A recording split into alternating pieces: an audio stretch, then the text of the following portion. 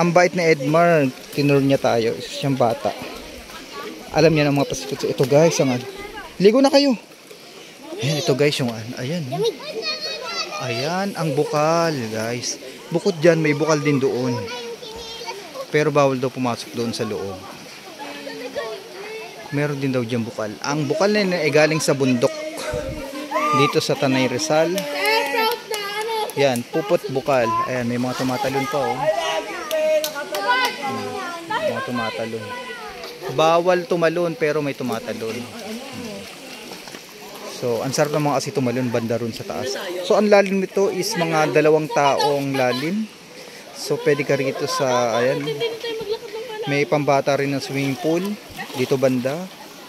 At safe siya para sa akin. Ang safety city niya is mga 99% because hindi naman siya running water. Kasi hindi naman siya talaga ilog. Isa siyang bukal. Kaya malamig ang tubig. Tara, balik na tayo. Uy, kuya mo. Ba't wala dito? Nakakapanan kami. So, ayan. May ba? Nagbabantay kuya niya. Bantay. Bawal tumalon. Okay. So, ang bait ni kuya. Kasi po may naputukan na po dyan. Naputukan ng ulo. Oh, okay. Kaya bawal. So, siyempre bigyan natin yung bata, yung nag-guide. Magaling siya mag-guide eh. Hindi natin papakita sa iba, wala pa tayong pera. Hindi natin something ano. Bahala na kung magkano mahugot ko dito. Kasi ang galing niya mag-guide, ang galing niya mag-tour. Ang galing niya mag-tour guide. Bilang ko siya. Pwede na yung 20. Wala pa kasi akong pera, pwede na yung 20.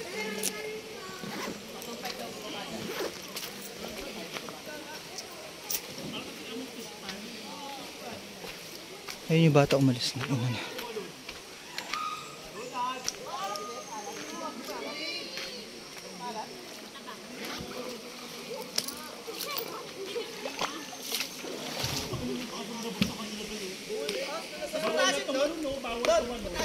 Oo, hindi ano na yan, bukal na lang yun, hinukay. Hinukay na bukal. Ay, hindi siya hinukal, natural siya, isang natural. Hindi ko po ano, pero mga 2 tao po yung alalim niya. 2 tao po. May malapit po dito yung mga bata. O, tara na. Alas 5 na, madali. Oo, babalik na tayo, tara na. Babalik na tayo, kuya, oh. Ikaw na ba? Huwag mapakita sa iba. Babalik na kami, kuya, paano kami babalik? Tara na, balik na tayo. Hello guys. Ayan, naligo. Sasamahan daw niya kami pero maligo muna daw siya.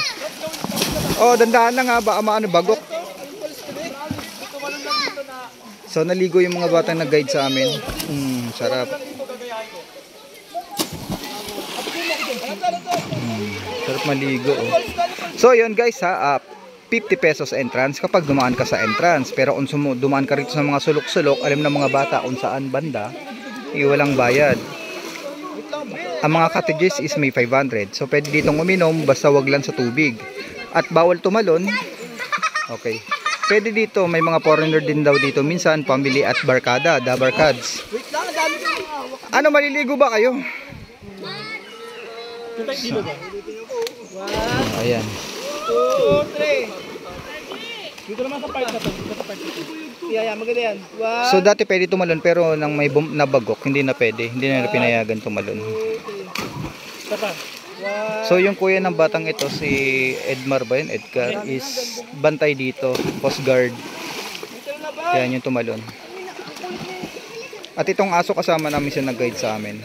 Mabait siya. Hello guys. Dito guys oh. So ayan yung ating mga. Swimming ka na. Ha?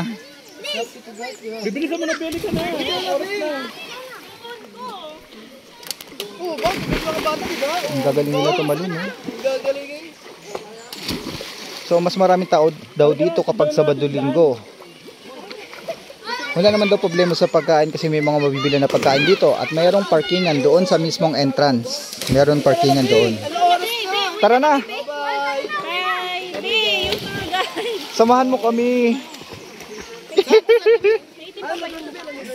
Tara na kuya. Maitim pa ba mukha ko? Saktuhan lang. Maitim pa? Ano buhok? Wala na. Basahin mo na yung buhok mo. Uy, tayo lang ano, mga bata. Uy, bag mo. Di ba 5,000 kaya?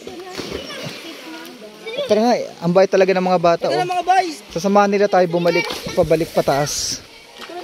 So ayun lang muna sa ngayon guys. Dito tayo sa Turo mo na lang para naka-enjoy pa sila. Saan dadaan?